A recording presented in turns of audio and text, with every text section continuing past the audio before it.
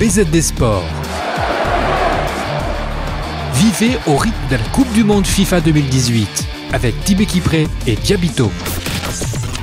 Bonjour, bienvenue sur BZD Sport. L'heure est à la fête après le deuxième sac de l'équipe de France en Coupe du Monde qui a battu hier la Croatie par 4-2.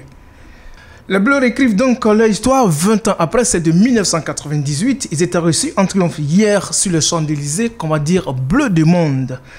Toute la France continue de célébrer la deuxième étoile des Bleus. Bonjour Diabito. Bonjour Tibé, bonjour à tous. En tant que journaliste, que peut-on retenir de cette victoire finale des Bleus ? Le courage seulement d'une génération qui voulait gagner. C'est ce qui est arrivé avec l'équipe de France qui a commencé timidement la compétition mais qui est arrivée jusqu'au bout. On y croyait beaucoup moins qu'aujourd'hui à l'heure de la fête, mais au début c'était pas vraiment facile pour cette équipe-là. Ça nous a rappelé carrément 1998, là où l'équipe amenée par Aimé Jacquet n'était pas en tout cas la meilleure dans la tête de chacun, mais puisque le mondial se jouait en France, on a pensé que ça pouvait jouer à la faveur de la France, mais l'équipe est allée jusqu'au bout. Pour moi, cette année, la France a raison de fêter ce trophée-là jusqu'au bout. Mais l'équipe de France de 98 était plus complète sur ces trois lignes.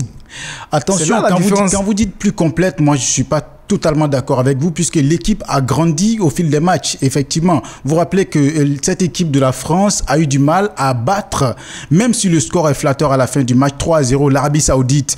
L'équipe a eu du mal à ouvrir le score. Ça a été même le cas face à la même Croatie, encore en 2002, que l'équipe a battu difficilement alors que dans les pronostics, on disait la France vainqueur 4-0, 3-0, dans les pronostics publics comme ça. Mais à la fin, on a trouvé que c'était une équipe qui a eu du mal à battre tout le monde, mais qui a battu quand même les grosses équipes avant d'arriver là. Cette année, on va dire, la meilleure équipe n'est pas forcément la France, peut-être qu'on dira que c'est la Belgique, mais en tout cas pour cette finale, c'était la meilleure équipe qui était la France.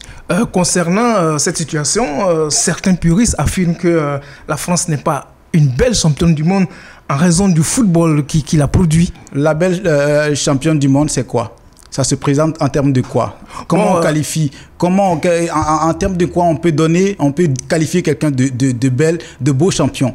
Non, moi je pense qu'une finale, ça se joue pas, ça se gagne. Simplement. Parce que la France a joué la finale de l'Euro 2016 et elle l'a pas gagné, le Portugal l'a gagné.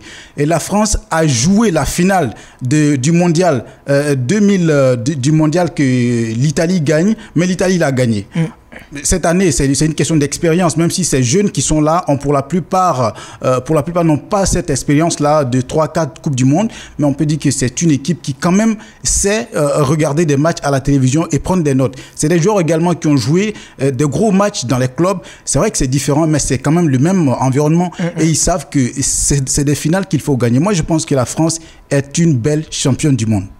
Ok, une France dont les chiffres parlent pour elle. En 7 matchs, la France a marqué 14 buts et encaissé que 7.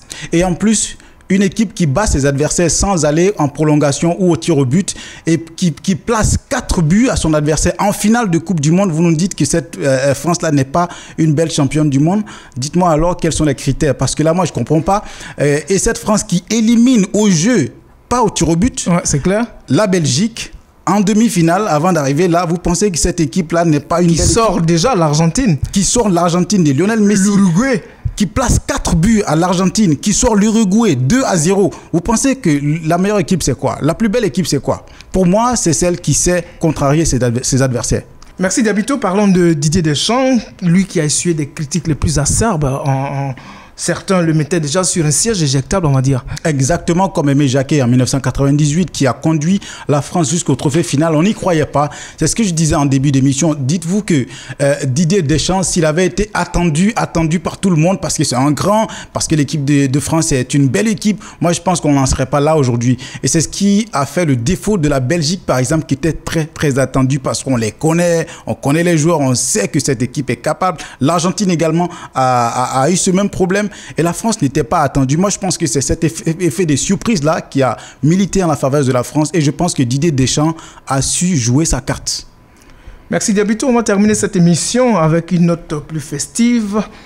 Après donc le succès dimanche de la France, le groupe RATP a tenu à célébrer les Bleus à sa manière. L'entreprise a décidé de renommer pour une durée inconnue 6 stations de métro avec des jeux de mots célébrant certaines personnalités marquantes de l'équipe championne du monde.